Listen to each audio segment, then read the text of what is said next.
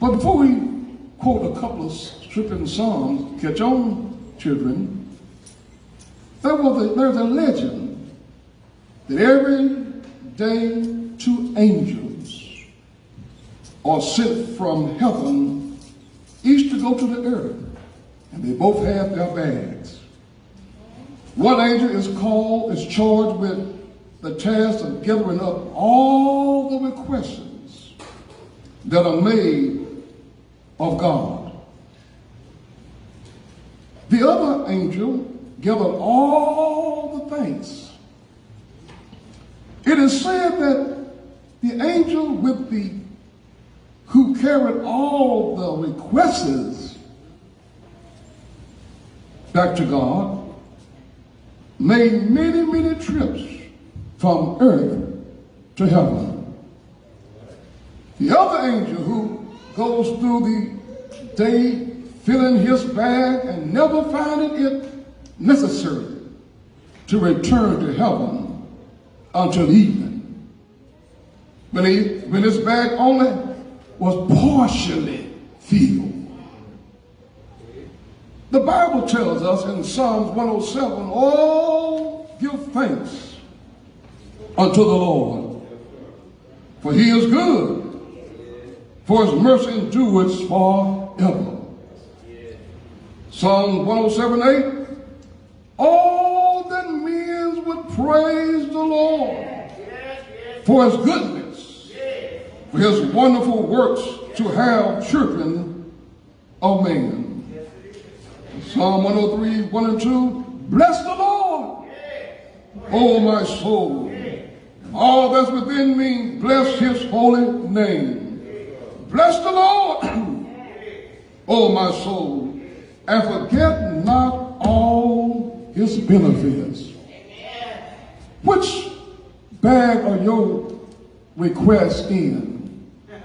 Do you have, when you get up in the morning, throughout the day, you are asking God to do this or do that? You requesting this from God? Or do you wake up with a praise, with a thank you? Well, I hope your request is in the angel's bag that had just a few thank yous. Or maybe your request is in the bag where the angel was full, made several trips. Oh, we're living in a day and time when people are not so thankful as they should. I know the Bible says the time will come when men will be ungrateful, unthankful, and we're living in that day and time today. Children, I'm going to give you an assignment.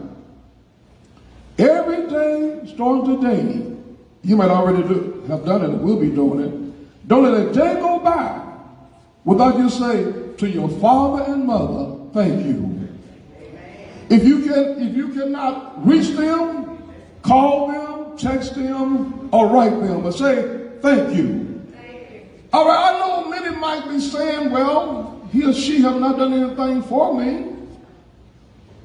They don't give me what I asked them to. But be thankful. Time will permit us to talk about Ephesians, I think it's 6:1. Children honor your parents. If ever the time when we need to more or less honor parents, now is that time. The Bible also says in Ephesians 6:1, children, obey your parents in the Lord, for this is right. Verse 2 of 6th chapter of Ephesians, honor thy father and thy mother, which is the first commandment with promise, that it may be well with thee, and thou mayest live long on the earth.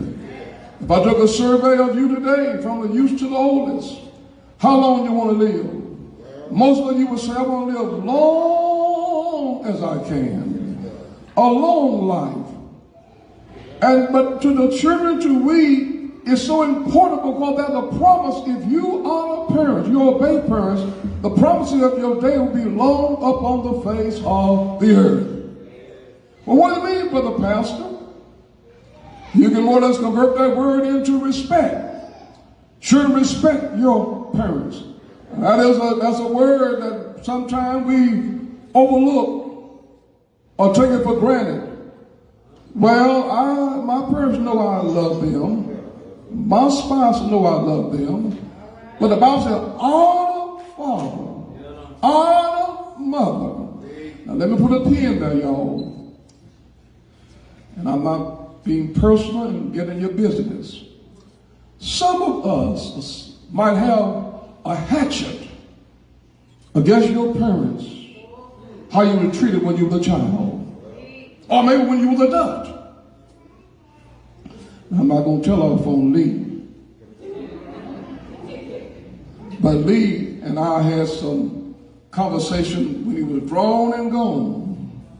I do appreciate that. He called me one day and I was at work. I need to talk to you about something.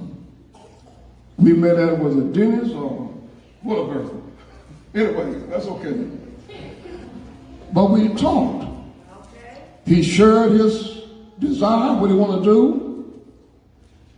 And I, as his father, and at that time he wasn't preaching, want to say yeah or nay, but sometimes we have to ask God, parents, how we communicate with our children. He's a grown man, and I respect his choice and what he want to do. But I said, look, son, that's your choice. But these are the consequences. But the choice is yours. Now, what does it look like? He a grown man, I'm a grown man. Said, look, Lee, don't do that.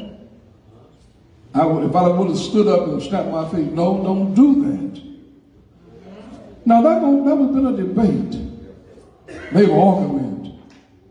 Sometimes parents, when our children become of age and they're adult, I know the law says in Texas 18, some of them are grown before that. But we have to respect their maturity and their age. If they're wrong, don't worry about it. It's going to all come out.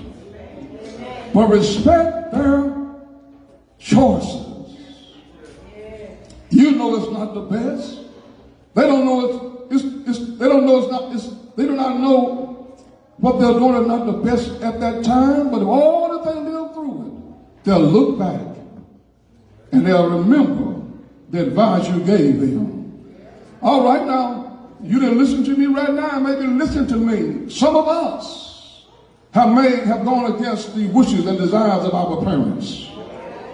They were looking at it for your best. They're looking at the long haul. Because most parents, we've been there, done that. We took a survey, there's very little that's done or will be done for a child that you have not experienced. Only thing you're doing is giving them what you see and what they know. Parents, don't back off, but respect your children. And children, by all means, respect your parents.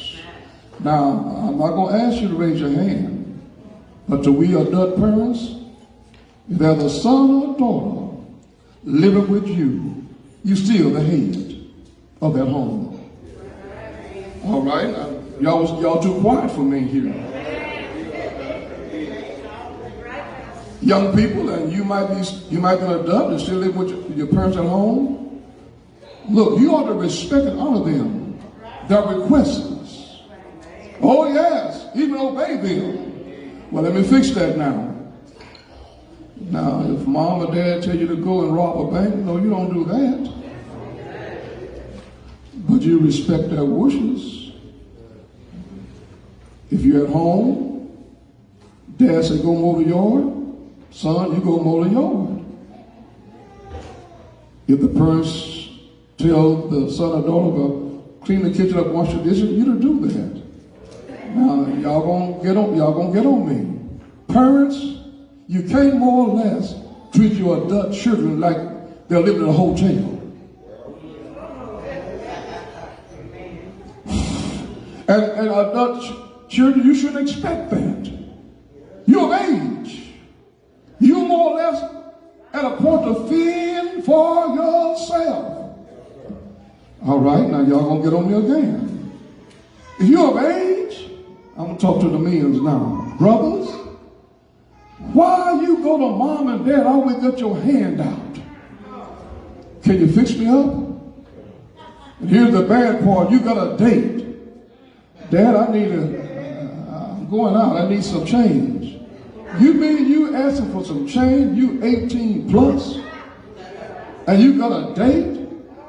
What are you gonna tell the date? Or you gonna say, look, I'm gonna take you here, but I got this money from my daddy or my mom. Tell the truth. What do you think that young lady gonna think about you? You taking her out on borrowed money. Now I'm gonna leave that alone. I'm gonna leave that alone. What am I saying? Oh, mother and father, that your days may be long upon the face of the earth. I'm going to talk more about that a little at the end, but back to the scripture text. Who would have thought that Amos in the Old Testament, one of the oldest prophets, someone say the first prophet of the minor prophets, but he had a message to Israel at that time because they was in captivity, but at the same time they were being suppressed. They were being taken advantage of. Yes, they saw the danger and they saw the misfortune and the injustice in their day. Amos was not an educated person. Amos' name means burning barrier. Was a native of a small town called Tico in the Judea hills about 10 miles from South Jerusalem. He is the first of the so-called minor prophet. The other minor prophet be Hosea, even Israel and Michael and others. Amos claimed that his training was not to be a professional prophet. He had no training. Matter of fact, when he was called to go, he pretty well had a reason not to go because he was not called nor trained. He admitted he was just a shepherd and one who tended sycamore trees. In spite of his non-professional background, Amos was called to deliver God's message to the northern kingdom. He was to go out of his land and go out of town. In other words, someone say he was a missionary. But what he was saying to Israel, when in their mind and heart, they wanted God to bring vindication for them right then and there. Now let me pour this out. Pause a few minutes. I know, church, and you gotta listen to me. We see and hear things that we know that's unjust. We know that's unfair. Even individually and to our families and to our loved ones. Even when it comes to our country. But I want you to know that just because a person get by, he or she will not get away. Now you have to take this off later on, but tweak it. We listen to the news. We listen to the results. I'm not going to tell a person's name, but almost every day on the news there's a trial going on somewhere in the country. You almost can see and hear and how it's being presented. You know it's not right. You know it's not biblical. But keep in mind, the enemy is out of control and he's using whom he may use. All thing I'm asking us members, don't let the devil use you to get even. Are you listening to me today? Are you listening to me today? Yes, he or she, they may get by, but they won't get away. Here in this particular verse, the children of Israel, they were wishing God would come right now to vindicate them. In other words, God, they wanted to see God more or less punish their enemies, punish those that are doing them harm. And many of us today, we have been treated in one way or the other. Whether it might be family, community, whether it might be on the job, in politics, and we really want God to more or less punish those who are doing us wrong. But the Bible said, pray for those who despitefully use you. Now, I know that you cannot do that on your own. But God, it's the God in you that you have to ask God, give me strength to go through this. Help me through it, Lord. I can't do it myself.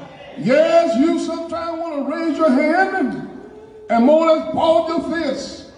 Be like one preacher said, he was in an argument with a situation, and he more or less he grabbed his hand and held, oh God, help me. In his heart, he wanted to strike back physically. Oh yes, don't think because you come to church every Sunday, you might have been a fighter in the world. You might have been a fighter in your community. But now you're saved and love the Lord.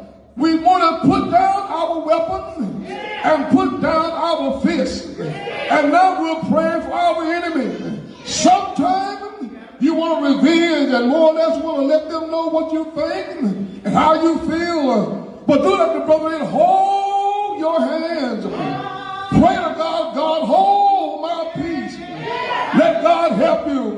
There's something you cannot do without God. No wonder the writer said, in Him we move, in Him we live, in Him we have our being. I cannot do it of myself.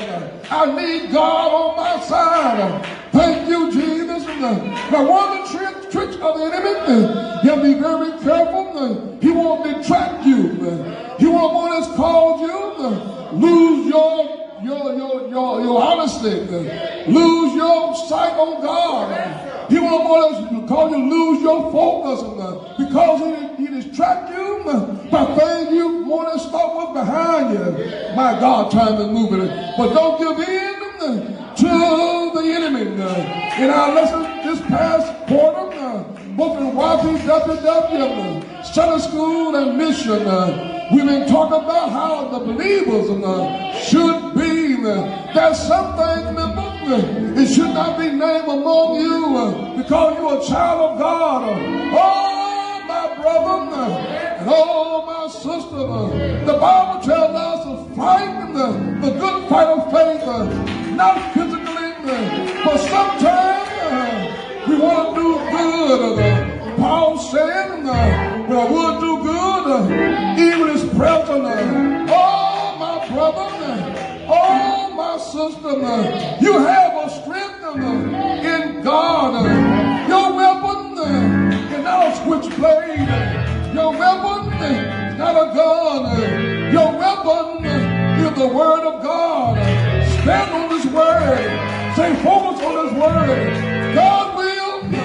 He'll bring you out of it. Thank you, Jesus.